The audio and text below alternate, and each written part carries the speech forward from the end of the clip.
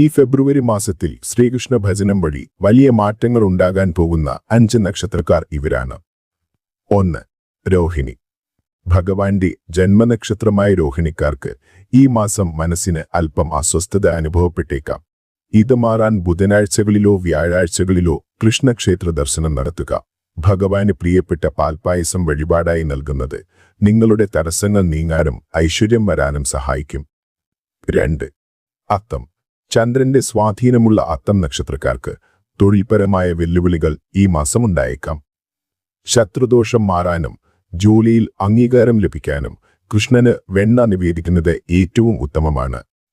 ഇത് നിങ്ങളുടെ ജീവിതത്തിലെ തടസ്സങ്ങളെ ഇല്ലാതാക്കും. 3. തിരുവോണം. പുതിയ കാര്യങ്ങൾ തുടങ്ങാൻ ആഗ്രഹിക്കുന്ന തിരുവോണം നക്ഷത്രക്കാർക്ക് ചെറിയ തടസ്സങ്ങൾ നേരിടാം. ഇവ നീങ്ങാൻ ഭഗവാന് തുളസിമാല സമർപ്പിക്കുക. വ്യാഴാഴ്ചകളിൽ വിഷ്ണു സഹസ്രനാമം ജപിക്കുന്നതും മഞ്ഞ വസ്ത്രം ധരിച്ച് ക്ഷേത്രദർശനം നടത്തുന്നതും വലിയ ഭാഗ്യം കൊണ്ടുവരും. 4. ഉത്രം.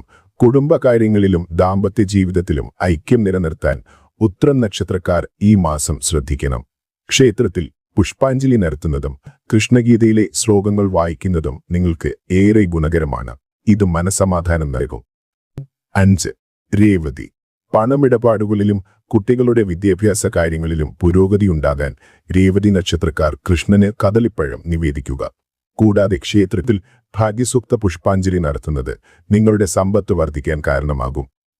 ഈ 5 നക്ഷത്രക്കാർ മാത്രമല്ല, എല്ലാവരും ഓം നമോ ഭഗവതേ വാസുദേവായ എന്ന മന്ത്രം ദിവസവും 108 തവണ ജപിക്കുന്നത് ഈ മാസം സർവ്വ ഐശ്വര്യങ്ങൾക്കും വഴിതെളിക്കും.